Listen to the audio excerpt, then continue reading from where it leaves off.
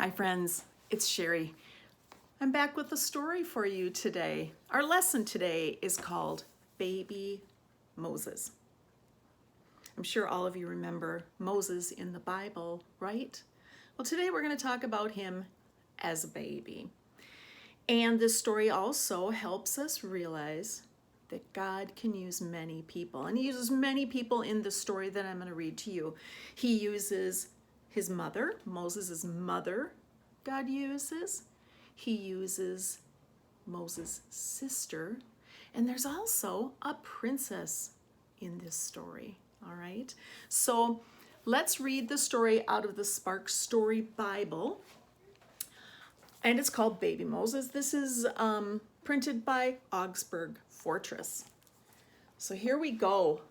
Baby Moses. Pharaoh, the king of Egypt, was afraid. He was rich and powerful and scared. What could he be scared of? Well, strangely enough, Pharaoh was scared of God's people, the Hebrews.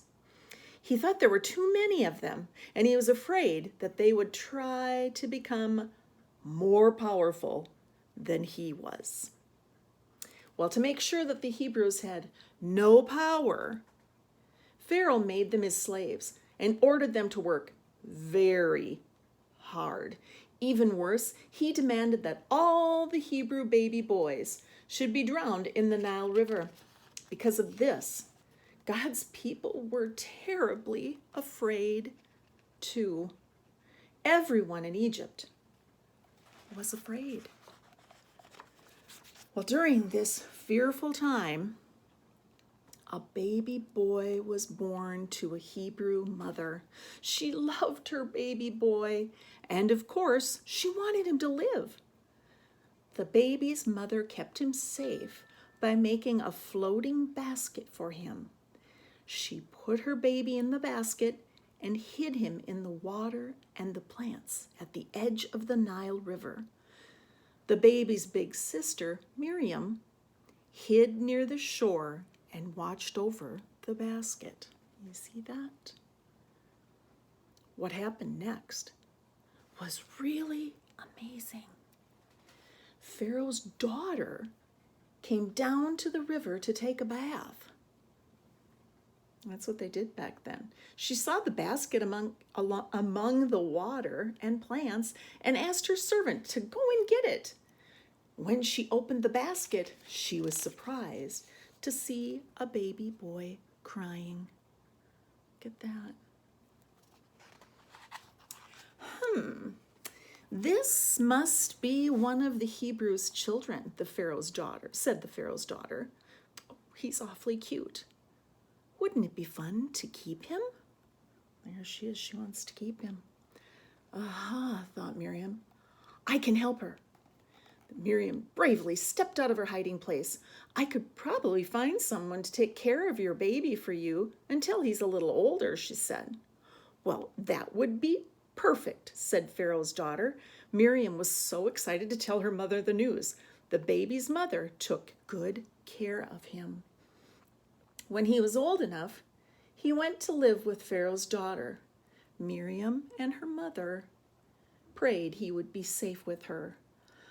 I think I will name him Moses, said Pharaoh's daughter, because I took him out of the water.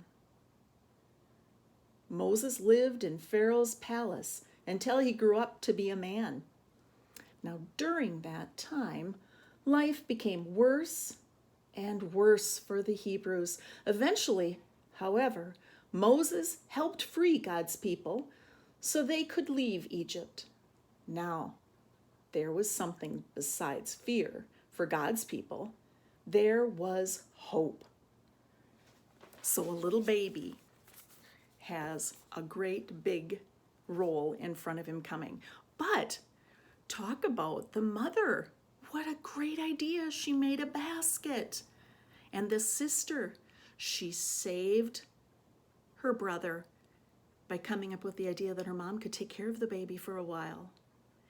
And of course, the princess, well, we know how that worked out too, right? All right. So really what we're learning in this lesson is that God can work through many people, even you, even me, right? All right. So attached to all of this, you have some questions that you guys can answer together, as well as some family conversations. And let's end with a little prayer. So fold your hands, close your eyes, and we say this prayer with me. Thank you, God, for taking care of babies like you took care of Moses. Give us faith that you can use anyone to do good work in our world. All right? All right. Have fun in your conversations together.